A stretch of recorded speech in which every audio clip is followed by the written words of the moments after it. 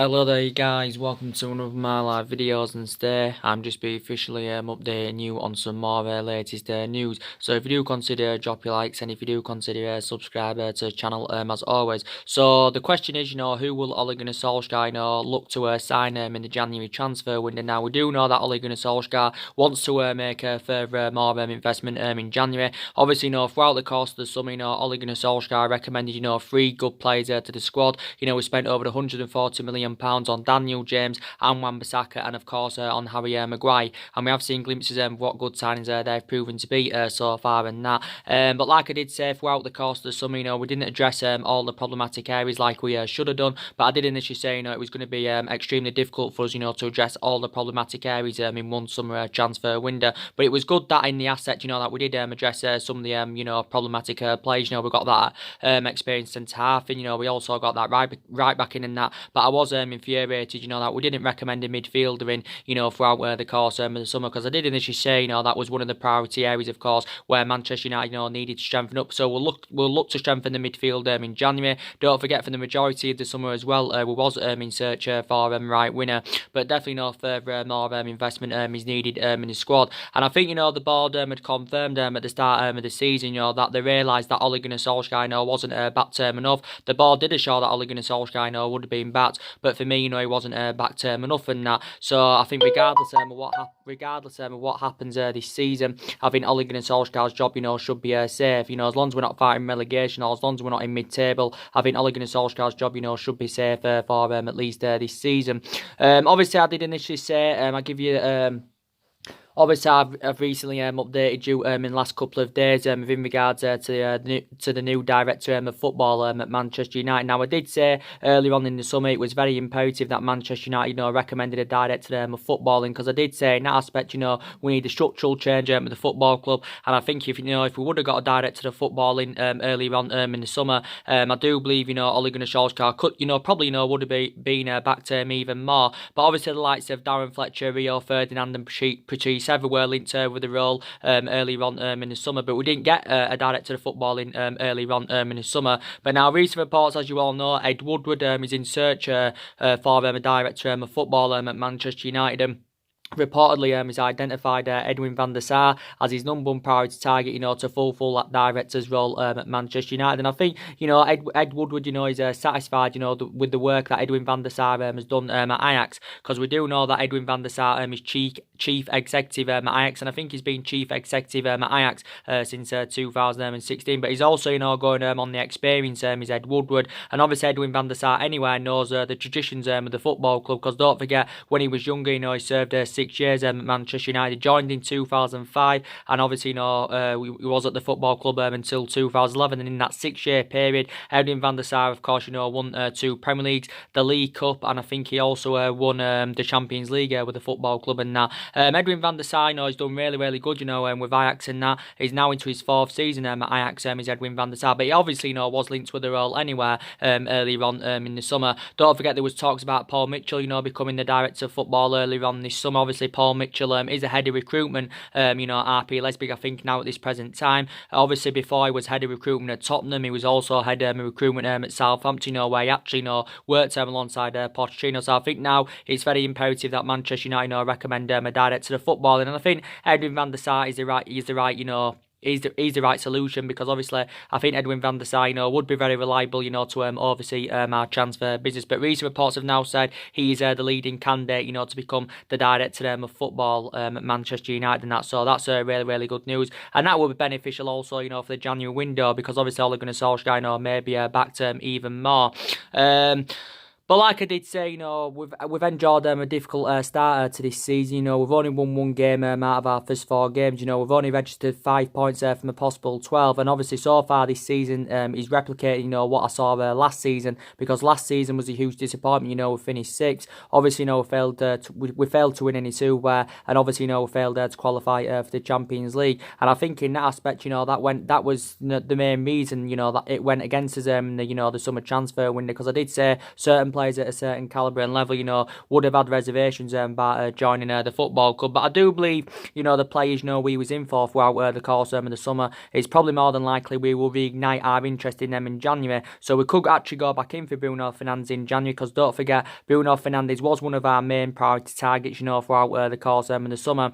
And I did say, you know, I would have been excited about the prospect of Bruno Fernandes, you know, playing alongside Paul Pogba in our midfield, because I do believe, you know, they would have complemented each other, you know, fantastically well. But we've definitely got to get at least one midfielder in the you know, January transfer window. Don't forget, you know, went in for Mandzukic towards the end of the window. You know, we inquired about getting Paul Dybala. Obviously, you know, there were two players we went in for who obviously, you know, could have replaced Romelu Lukaku at the football club. Don't forget, towards the back end of the window, you know, went in for Christian Eriksen. I think, you know, with the Jadon Sancho situation, I think we'll probably leave it till next summer to go in for Jadon Sancho. I can't see us going in for him in January, because I think Jadon Sancho confirmed he's going to be staying at Borussia Dortmund at least until, well, at least for this season, he's going to be remaining loyal to Borussia Dortmund. Don't forget, we was in for Jadon Sancho earlier on in the summer. We also identified him as our number one priority target, you know, back in the January transfer window. But I did say our move got scuppered for Jadon Sancho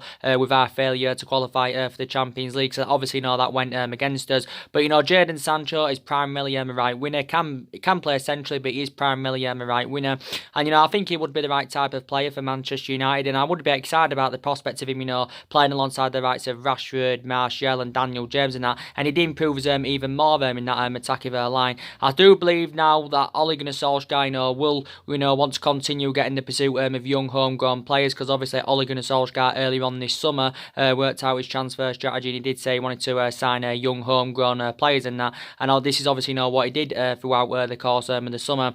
But yeah, Jadon Sancho was our number one priority target, you know, back in the January transfer window. But obviously, if we are to go in for him next summer, we do know that it's going to cost us a substantial amount. Obviously, I think, you know, Borussia Dortmund will demand that they want around £100 million. But Man United have got the financial power anyway, you know, to meet that £100 million valuation. Because obviously, anyway, we've got a history of spending big on players. A lot of money's been spent in the club in the last 6 years. You know, we've got a history, you know, of overpaying for players and that. And then obviously, you know, letting them go for next to nothing, as we have done, you know, a few times this summer. So in that aspect, you know, that's a bad business from the football club. But Borussia Dortmund, I think, said, you know, before, you know, that they wanted around £100 million for him.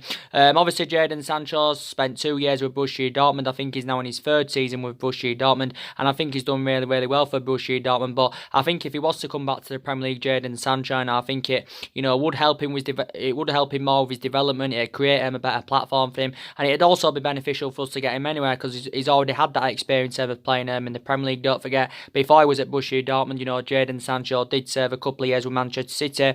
Obviously, he never got assured regular game time, obviously, you know, and due to limited appearances, he left Manchester City to obviously, you know, join Borussia Dortmund. And I think Borussia Dortmund paid around, what, £7 or £8 million for him. He's under contract with Dortmund until 2022. So he could possibly, you know, be one of Ole Gunnar Solskjaer's next signings and that. But for me, there's still more improvements needed in the squad, because you can still see the deficiencies in the squad and all that.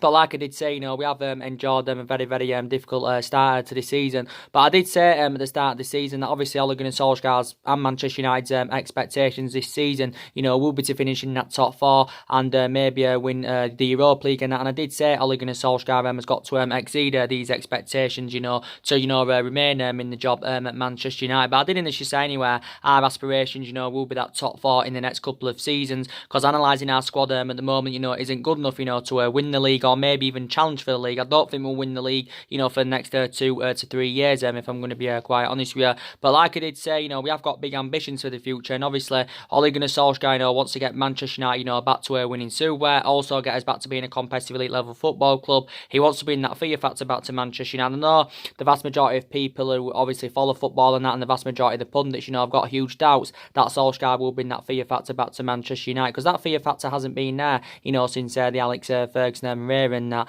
But I do believe Ole Gunnar Solskjaer, does need a bit more time, to make further investment in that, because you can still quite frankly say, Solskjaer is in the process of rebuilding this Manchester United team. This summer's only been his first summer as Manchester United manager, and there's only 3 players that are Ole Gunnar Solskjaer's at the moment, so he is still in the process of rebuilding. I did say, if we're not competing for the top 4 by January, that maybe Solskjaer could be sacked, or if not, the pressure will mount up on him, even more. But I think, he does need a bit more time, because like I said, reflecting back under the Alex Ferguson Herrera, don't forget, we did have 20-odd years of success under Alex Ferguson. I did say I've got huge doubts, that, like I said, regardless of our managers, they'll never replicate, what we did under Ferguson. We'll never, no one's going to ever follow Alex Ferguson's legacy in that. But don't forget, it took, when Ferguson come in from Aberdeen back in 1985, or was it 86, he didn't win out in his first 4 years, don't forget, as Manchester United manager. He was on the verge of getting the sack, but obviously he didn't get the sack, and he was 1 game away, I think, at that time, of getting the sack. But obviously, no look then, what Alex Ferguson, went and achieved. But obviously, we do know now at this day and age that the boards are a lot more ruthless. If you go 5 or 6 games without a win, your manager is under pressure. But yeah, I hope it works out under Ole Gunnar Solskjaer anywhere, because obviously, he's our 4th permanent manager, since the Alex Ferguson Herrera. Obviously, we've already seen 3 managers sacked from the football club. We've had different managers with different sort of philosophies. And I did initially say anyway, we're not known for the sacking club, and we haven't really got all the structure to keep sacking managers. And we do love Ole Gunnar Solskjaer. Not, he knows the culture of the club. He was a great long-serving player for Manchester United for 11 years. He flourished under Alex Ferguson's guidance, and Solskjaer said earlier on in the summer, he believes he's following Alex Ferguson's philosophy in that. But yeah, so I'm hopeful, obviously, it can work out under him. The other players, we went in for, throughout the course of the summer, don't forget, it was early in the summer, we inquired about getting Declan Rice from West Ham. We also inquired, I think, at one point of getting James Maddison from Leicester, but we was only tentatively linked with Declan Rice and James Maddison, but there were a couple of midfielders as well, Manchester United were in for. So we had a lot of players on our agenda throughout the course of the summer, but we didn't obviously, get all the players that we did want in. But I did say, prior to this summer transfer window, obviously, we haven't been competitive enough in the recent windows. We didn't get anyone in January, we didn't get our number 1 targets last summer, and obviously I think Solskjaer had spoken about our recruitment policy, throughout the course of the summer, and analysed it, it's not too good, to be quite honest with you. But I'm happy with the 3 players, that we got in, but I think Ole Gunnar Solskjaer wants to build on that more, and I think he did actually say earlier on in the summer, did Solskjaer, he wanted to sign, he wanted to bring he wanted to bring in at least 5 new additions to the squad and that. Obviously we do know since Ole Gunnar Solskjaer's arrival, quite a few players have now left the football club. So we saw obviously Antonio Valencia leave at the end of last season after he said a decade with Manchester United. Obviously we saw Chris Smalling leave the football club. He went to Roma. Roma paid just under £3 million to get him on loan. Obviously it's without a buyout option, or there's no obligation to buy, so Smalling, after his loan spell with Roma, could return to Manchester United. Don't forget, Smalling served 9 years with the football club. Despite, Smalling going out on loan, though, we have still got 6 centre-backs in the team. Obviously, Ole Gunnar Solskjaer's first choice centre-backs are obviously, Harry Maguire and Victor Lindelof, and I think they're complementing each other, fantastically well, if I'm going to be quite honest with you. Like I said, Matteo Darmian, he left the football club the other week. He's joined Parma for just over £3 million. Obviously, Ander Herrera left early on in the summer. You could arguably say Ander Herrera was one of our best players, since the Alex Ferguson Herrera. He was really, really good for Man United. He had 5 successful years at the club. Had some rough patches under the Jose Mourinho era, but I think prior to that, Herrera, was really, really good. Fellaini, obviously, he left in January. He served 6 years at Manchester United. It was a shame anyway that we didn't recruit a replacement for Ander Herrera and that, because actually, Solskjaer confirmed earlier in the summer his actual plan was, to keep Paul Pogba at the football club, which we have done, and to obviously get a replacement for Ander Herrera and Marion Fellaini in that midfield.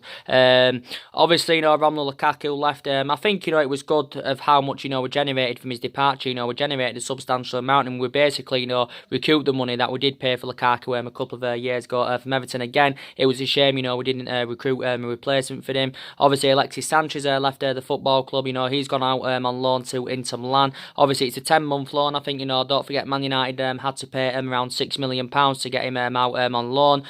Despite that he's on loan with Inter Milan, I think Man United are still paying the majority of his wages. So obviously, when he was at the football club, I think we was giving him around 400 grand a week, but it did potentially rise up to 500 grand a week, based on the image rights and the bonuses. But I think now we're still giving him around 300 grand a week. So I think I think he's like, what is it? Is he still the highest paid player at the club, or is he the second highest paid player at the football club? Paul Pogba. But I think Inter Milan, they did agree to pay around 4.5 million of his 21 million annual salary in that. But it's good anyway that we got rid of Sanchez. I did say at the time, the only way we would have got rid of Sanchez is obviously, putting him out on a long season loan. Credit Manchester United, we have currently done that and that. But he'll probably succeed in Italy anyway, because obviously, he's already had experience of playing in Italy anyway when he was younger, because obviously Sanchez served around, 3-4 years with Udinese and that.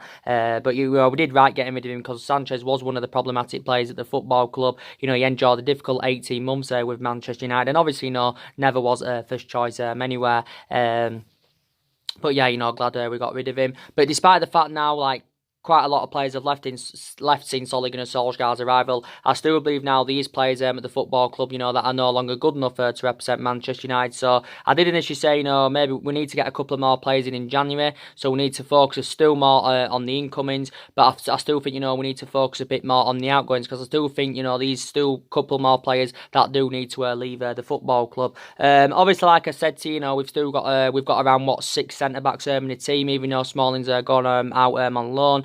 I think one of the players that does need to go in January or next summer is Marcus Rojo, because I do believe Marcus Rojo is basically, endured a very difficult time with Manchester United. Obviously, Marcus Rojo, I think now he's into his 5th season as a Manchester United player. I think it's good in the aspects that, he's versatile as Rojo, because he can play centrally. I think that's his predominant position. He can also play on the left-hand side. He can also play as a wing-back and Rojo. Rojo did actually play throughout pre-season, but he's not yet played in the Premier League this season. But Solskjaer actually confirmed prior to the Southampton game that obviously Rojo is staying at the football club.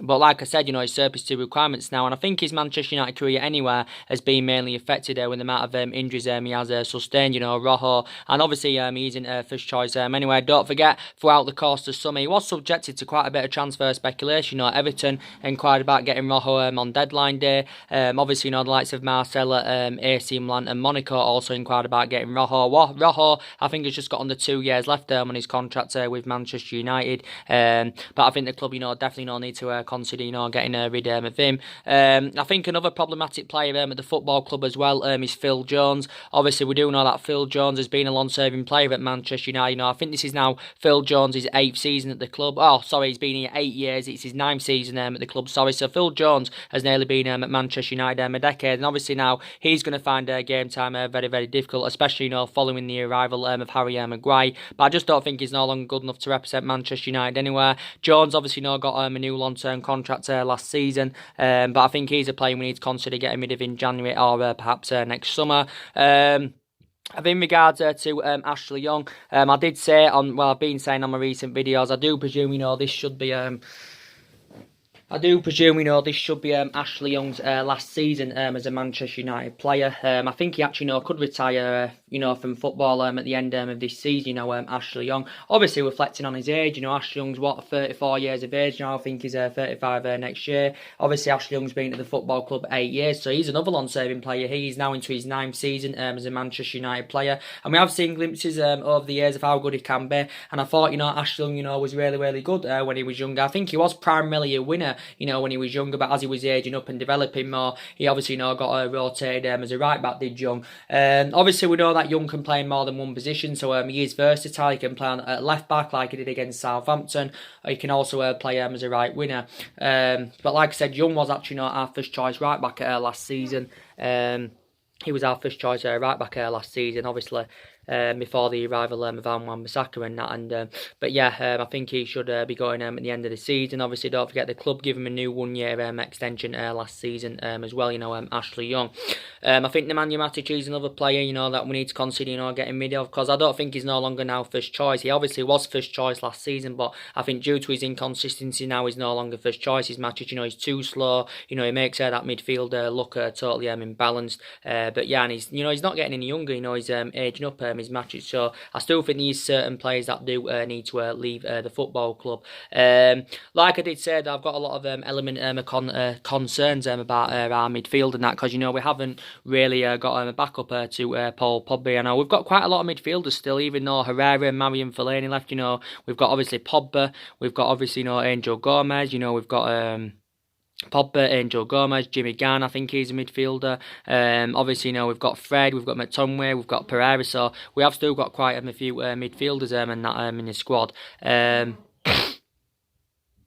We've still got quite a few midfielders in the squad, but I'll credit McTominay. I think he's had a pretty decent start to this season. He did well throughout pre-season. He's replicated that so far in the Premier League this season. But so far this season, McTominay has been mainly playing alongside Paul Pogba. I've got an element of concern about him. That I don't know if he's the long-term solution for Manchester United, McTominay, and that's the concern I've got about him. I don't know if he's got all the attributes, to succeed as a Manchester United player. But he has still got a lot of development in him. But McTominay's done well so far this season. When he's on form, he can play between the lines well. He's good at breaking up the plays. Defensive abilities are good in that. So yeah, he's deserving these opportunities because he's playing really, really well. And the thoughts I've got on McTominay, I've got the same thoughts about Fred and Pereira. I don't know if they're the long-term solutions for Manchester United. I have seen glimpses of how good they can be.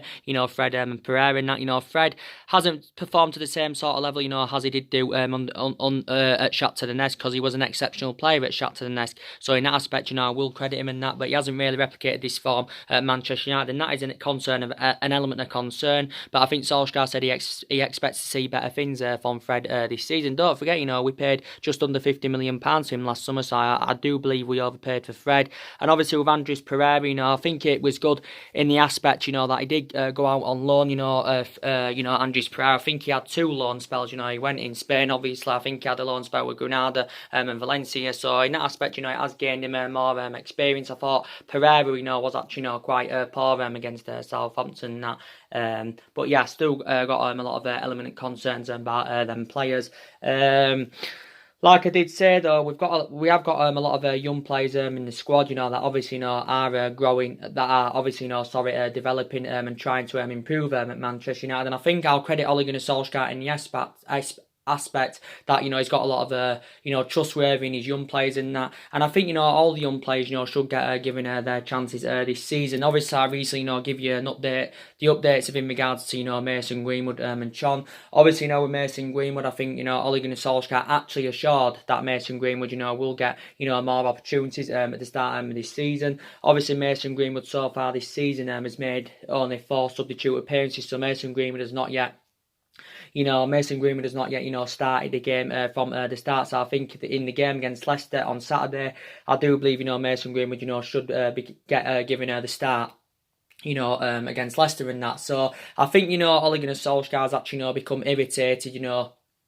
With Marcus Rashford's, recent performances and that. So I think it's Ole Gunnar Solskjaer is considering giving Mason Greenwood more of a prominent role at the football club. And I think Ole Gunnar Solskjaer, does believe that, we're not short of options in that attacking line, despite the fact Lukaku leaving, and of course Alexis Sanchez leaving. But yeah, so Mason Greenwood, like I said, he's only 17 years of age, but I thought he did really, really well as well, throughout pre-season. Obviously, Mason Greenwood did well for the reserves last season. He scored 30 goals in 29 games, for the under-18s, the under-19s and the under-21s, I think it was. So he did really, really well. So he should now get given more opportunities. Like I said, with Chong, he's yet to make an appearance this season for Manchester United. Chong, obviously, recent reports did say, he was in discussions with the football club over a new contract. Obviously, Chong was subject to quite a bit of transfer speculation earlier on in the summer. Obviously, he had received loan offers from PSV and his former club Feyenoord. But obviously, Chon had refused to go out on loan away from Manchester United, because I think he wants to commit his long-term future in Manchester United. We know he's staying at Manchester United anyway, at least for this season. Is Chon, but I think Ole Gunnar Solsjaker has assured that Chon will get first team opportunities, and I think Ole Gunnar Solsjaker has said, that Chong needs to work hard, to gain them first team opportunities. Obviously, Chong is a right winner. He's only 19 years of age, but Chong also, played throughout pre-season. I thought, he was really, really good. He was really, really good. But Chong's only managed to make, 4 first team appearances, since his arrival, from Feyenoord, back in 2016. So he should get given a chance. In regards to Angel Gomez, like I said, I'm surprised, he didn't play against Southampton, because he did initially say, he's going to be a big part of the squad this season. Is Angel Gomez. I think he played in a couple of games, if I can remember rightly, throughout pre-season. Did Angel Gomez. But yeah, I still believe he's the long-term solution for the football club. In regards to Diego Dalot, I think he'll also, get his opportunities this season. Obviously, he's one of the backup options, to Wan-Bissaka. So he always, should get given his chances. Like I said with Alex Tuanzebe, I think he should also get given his chances. Obviously, he's one of the centre backs we've got. I think it didn't actually say he's going to be a big part of the squad this season. Obviously, I think Alex Tuanzebe, should I say, he rejoined the club, earlier on in the summer, because obviously last season he'd been on loan with Aston Villa at Alex Tuanzebe, and I think it's good in that aspect because it has gained him more experience in that. So yeah, but I think if he gets the chances this season, he can replicate what he did with Aston Villa last season. With Jimmy Garner, I do believe he should get given a couple of opportunities this season. Don't forget, I think he played a couple of games throughout pre-season, did Jimmy Garner, but Ole Gunnar Solskjaer has got a lot of trustworthy in his young upcoming players and that. But like I said, I haven't really seen much improvements this season than what I saw last season. That, and as recently, Gary Neville, give his overarching view on it, and he basically said he thinks Man United are on the right track under Ole Gunnar Solskjaer. He believes the style of play, and that's right. He knows that we're creating chances in that, and we created chances last season. We've created chances so far this season, but we just seem to be not scoring. We're just not scoring enough goals, and that seems to be the problem. And that we need to justify that. Basically, we are creating chances, but we're not scoring enough goals. And as Gary Neville was saying, we haven't got that clinical element. And like I said, we haven't played particularly bad this season, to be quite honest. We've deserved the points that we've dropped in games. We've deserved to drop the points, but we haven't played particularly bad in that. We just haven't taken our chances, and that seems to be, the infuriating thing about it. But, we started pre-season really, really well. We won 6 games out of 6. Obviously, 12 goals scored and only 3 goals conceded. And at that point, I did have a different overarching view, because I said, we're going to have a better season this season. And then we got off to a remarkable start, with a 4-0 victory over Chelsea. And then since then, it's just seemed to have all gone wrong. We dropped 2 points away at Wolves. Quite recently, anyway, our away record has been quite poor. We did well in the first half against Wolves, but was poor in the second half. Obviously, we dropped all 3 points against Crystal Palace. You can say most of the blame stems from David De Gea with the goalkeeping howl he made. But in that Crystal Palace game, we wasn't bad. It was just 2 silly goals we let in that game. I think in a game against Crystal Palace, we must have had over 20 odd shots. We had majority of the possession in that, but we still didn't win the game. And obviously, we dropped all 3 points. Then the other week against Southampton, we dropped 2 points. We wasn't particularly good in that game. I thought we did okay in the first half, but again, we just didn't. Take our chance in that, and that does seem to be the problem with Manchester United at the moment.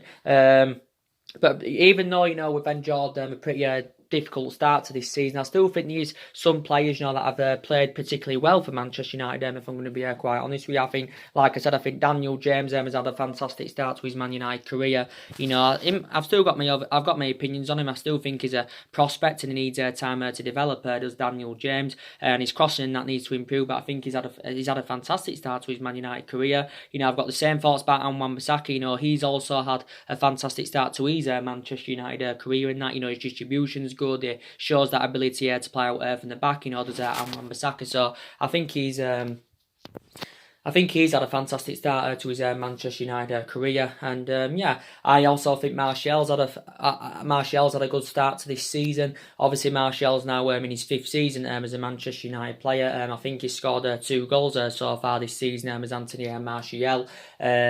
Obviously, he scored 50 goals for the club in all competitions. Obviously, he scored his 50th goal against Wolves earlier on in the season, and obviously it got confirmed at the start of the season anyway that Martial had been given that number 9 shirt.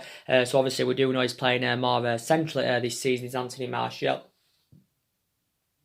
because obviously, he seems to be more effective in that central position. Obviously, that got proven throughout pre-season. But Martial's developing well. He's only 23 years of age, and I still don't think he's quite emulated to that level as yet. But I did set a goal tally for, I set a target for Martial this year, and I did say, if he continues this good run of form and he, doesn't get sustain any more injuries, I think he can score from between at least 15 to 20 goals this season. But we do know Martial primarily plays out wide, but we're playing him more centrally this season because he's more effective in that central position. Is Anthony Martial. Obviously, he signed a 5-year deal back in January, so don't forget he's under contract with the football club until 2024. And he's on a substantial amount now. I think he's on around 200 grand a week, or is it more than 200 grand a week that Anthony Martial is on? But I think he's had a fantastic start to this season as Anthony Martial. So I've been very impressed with his performances. As you all know, he is out with a thigh injury at the moment. I don't know if he's going to regain full fitness, for the game against Leicester this weekend. Well, I'm hopeful, that he can.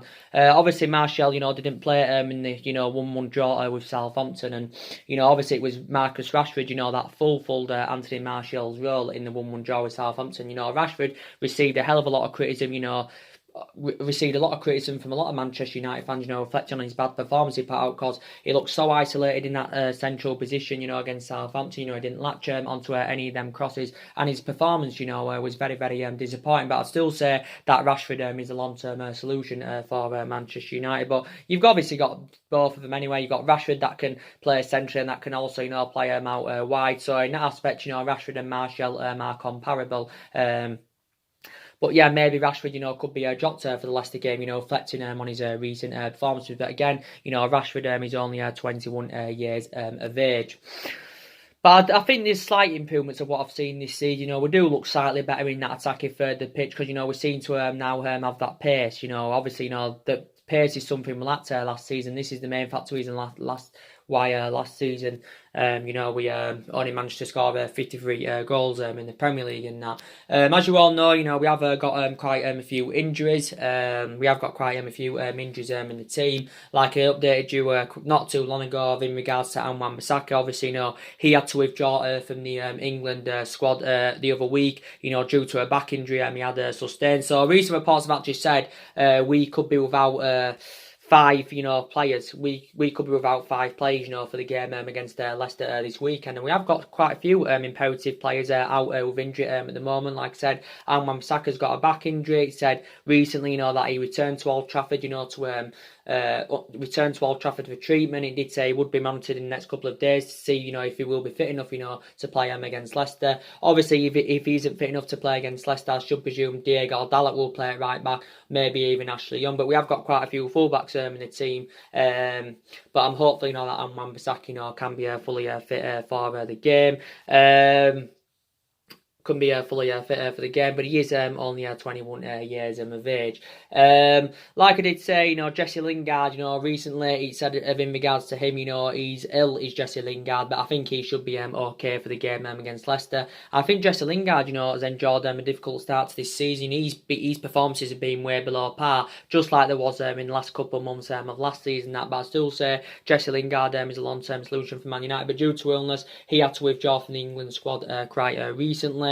We know that Eric Bailly and Fosu Mensah are long-term absences for Manchester United. Eric Bailly is out to the new year until the new year. Obviously, we know that Fosu Mensah, like I said, he's out for quite some time with injury. So there obviously other injuries we've got. Obviously, Luke Shaw, he's out with a hamstring injury. Like I said, I think it's very, very unlikely, he will be playing in the game against Leicester. Luke Shaw. Obviously, sustained this hamstring injury in our 2-1 defeat to Crystal Palace. Luke Shaw's a very, very imperative player though. He's obviously our first choice left back. And I think analysing the majority of his Manchester United career, I think he's mainly been very consistent. Luke Shaw, he's had some rough patches. He had a rough patch under Mourinho. He's had a few injuries as a Manchester United player. Even prior to this one, before, he's had a few injuries. I think when he was at Southampton, when he was younger, he sustained quite a few injuries, did Luke Shaw, but he's still got a hell of a lot of development. He won the double player this season. Last season, did Luke Shaw, reflecting on his impressive performances, but very reliable on that left-hand side. But yeah, he's got a hamstring injury. Like I said, Martial's got a thigh injury. Obviously, we know that Lee Grant is out with injury. Diego Dalot has recently been injured, but I think it's definitely confirmed. He will be able to. He'll be fully fit. For the game against Leicester. So we have got quite a few injury problems and that. So that is a concern. Like I did say, in regards to Paul Pogba, I give you the latest news about him. Obviously, I don't know if he's going to be fully fit, to play against Leicester this weekend. So, based on the injuries, that we've got, Ole Gunnar Solsjaker, may need to rotate the squad quite a bit and that. And but yeah, with Paul Pogba, he had to, as you all know, he had to recently, withdraw from the France squad the other week. Obviously, after he sustained an ankle injury in the 1-1 draw with Southampton. He sustained an ankle injury in the 1-1 draw with Southampton. He did initially say earlier on this week, that Paul Pogba, will undergo a scan. Well, it was the other week. Paul Pogba will undergo a scan to obviously, investigate the extent of the damage in that. I don't think, the injury is too severe in that.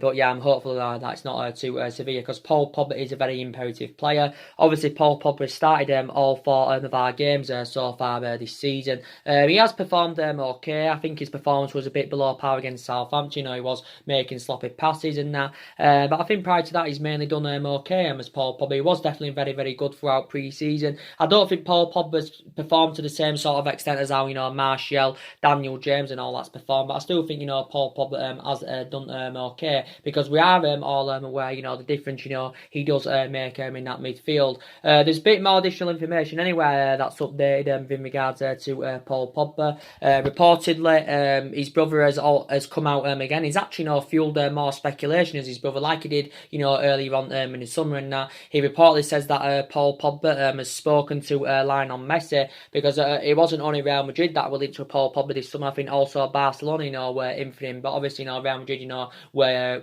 relentless linked to him. Obviously we do know Paul Pogba's agent, Mini Raiola. Paul Pogba's agent, Mini Raiola, I think he's recently been in discussions with Manchester United regarding Paul Pogba's future at the club, and also over the possibility of renewing his contract at Manchester United.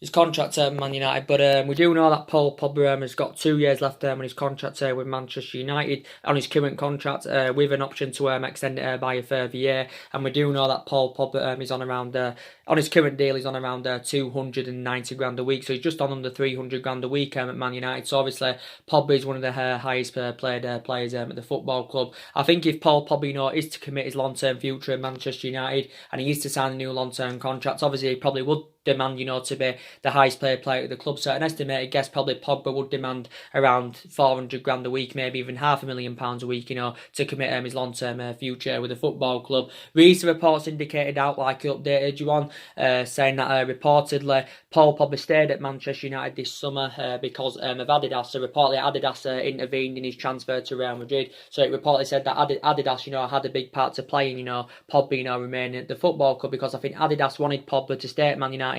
Obviously because they think it's better for them commercially and that. So this is what it basically said. But I still think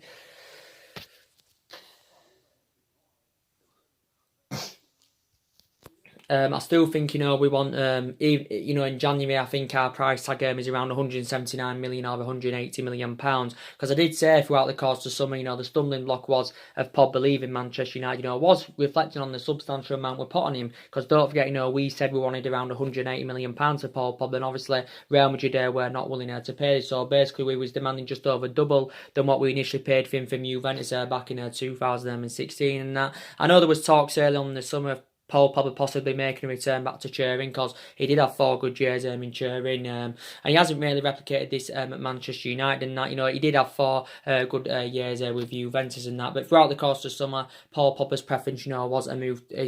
Paul Pogba's preference, was a move to Real Madrid, and I still think Paul Pogba's plans for the future, is to make a move to Real Madrid. But we do know Paul Pogba's staying at the football club at least until January. But Zinedine Zidane, will be infuriated, that he didn't get Paul Pogba in, because obviously Zinedine Zidane identified, Paul Pogba as his number one target throughout the course of the summer and that.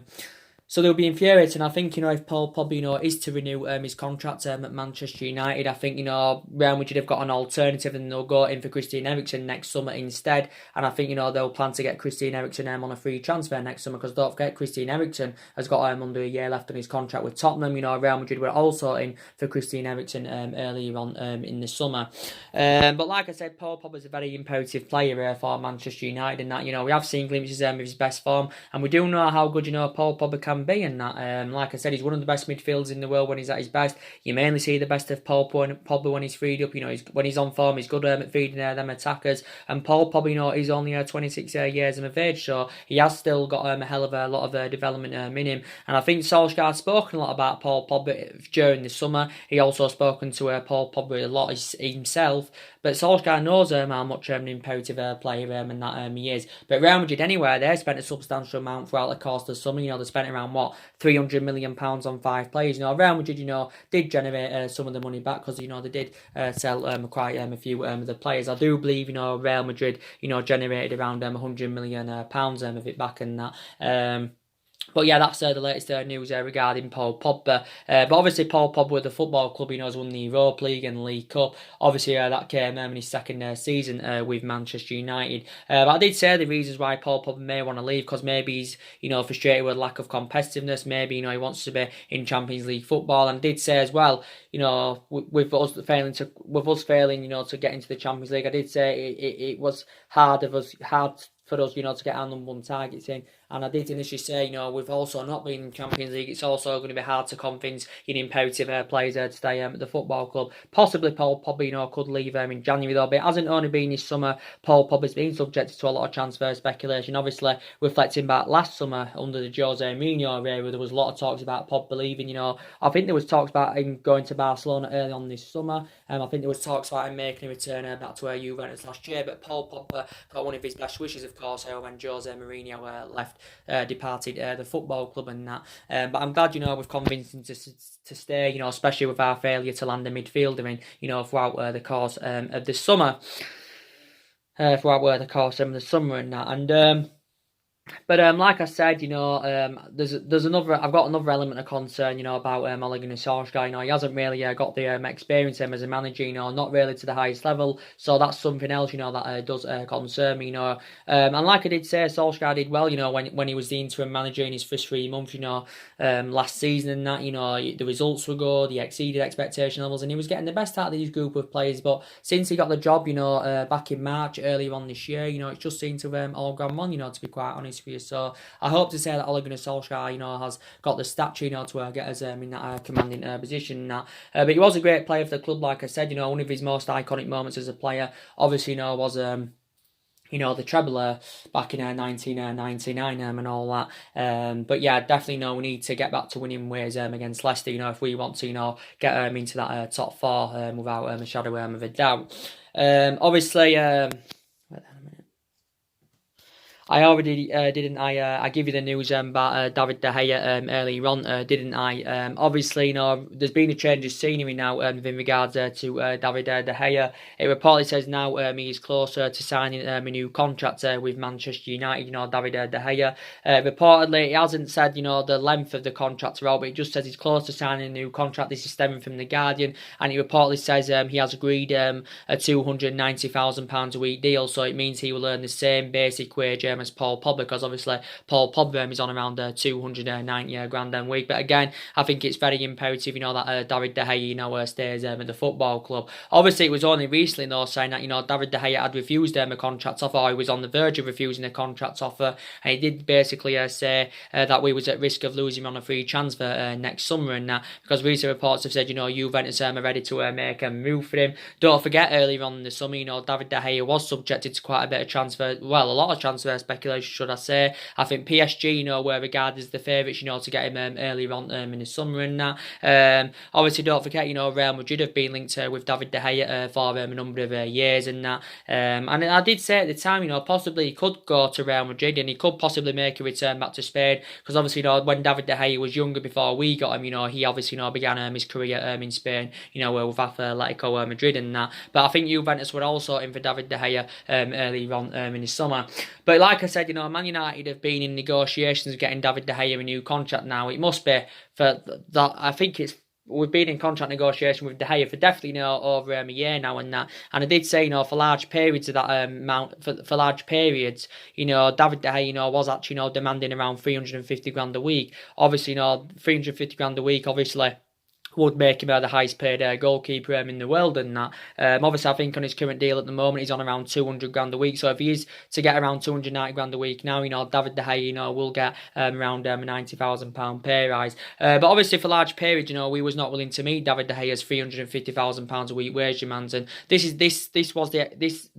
explain why, you know, we didn't, you know, get him a new contract term and all that. But then reportedly earlier on in the summer, you know, we decided, you know, to meet David De Gea's £350,000 a week wage demands, and it was looking very, very imminent, you know, throughout pre-season that David De Gea was going to be signing a new contract. He didn't actually say he was going to be signing a 6-year contract, which would take him under contract with the football club until 2025, and he said he would be earning around 375 grand a week. But obviously now we do know that there has been a change in senior, so he didn't actually say he had agreed a deal in principle in regards to the contracts and that, but he has not yet, you know, put a pen to paper. But David De Gea's been at the football club 8 years, you know, this is now his 9th season as at Manchester United and that, so he's nearly been here a decade now, as David De Gea. And I think he's had 7.5 good years at Man United as David De Gea, if I'm going to be quite honest with you. You know, he was inconsistent in the last couple of months of last season. He made costly mistakes, and that was mainly to do with a contractual situation anywhere. And I think he obviously, you know, made a mistake earlier on in the season. But David De Gea has definitely had 7.5 good years at the football club. You know, he has been here since the Alex Ferguson era and that. And I did say David De Gea at full value, he's definitely, you know, worth around £100 million. But I said we won't get £100 million from him anyway, because he's got under a year left on his contract. His contract, don't forget, expires at the end of the season. His current contract, that is. But I said, you know, if we can't get him a new contract, I said, you know, quite recently, you know, we need to cash in for him in January. Maybe we could still get around 25 or 30 million pounds for him. It's better to cash in for him, and then obviously, you know, let him go on a free transfer next summer and that. But De Gea's still 28 years of age. You know, he's still got a lot of development in him. But I admire his Manchester United career, and he has obviously made over 300 odd appearances for the club in all competitions. You know, he's won everything here domestically. He's won the club's player of the year 4 times out of the 6 seasons, you know, reflecting on his impressive performances. I know there's been a few goalkeepers in our agenda, you know, who could replace David De Gea at the football club. You know, we've instructed scouts, you know, to keep a close eye out on, you know, Jan Blanc from Atletico Madrid. You know, we've also, you know, been on the lookout, you know, for Dominic Likovic from, you know, Dynamo Zagreb. So there's been a few goalkeepers on our agenda and that. But I just wanted to keep David De Gea, because obviously we've got other goalkeepers. You know, don't forget we've got Sergio Romero. Obviously he's under contract with the club until 2021. With an option of a further 12 months, but he's not reliable enough to become our number 1 goalkeeper. Obviously Romero, you know, he's our second choice keeper.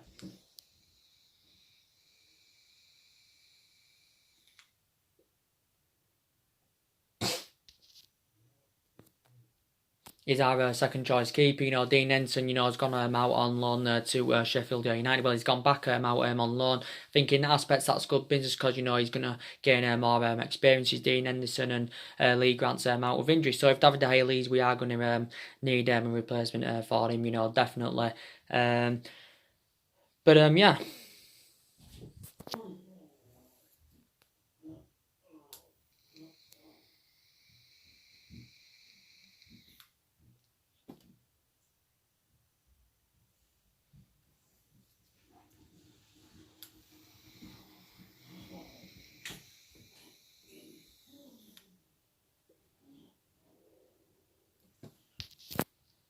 But yeah, so the main part of this video, you know, was to give you the news. Who do you think Ole Gunnar Solsjaker is going to look to sign in the January transfer window and that.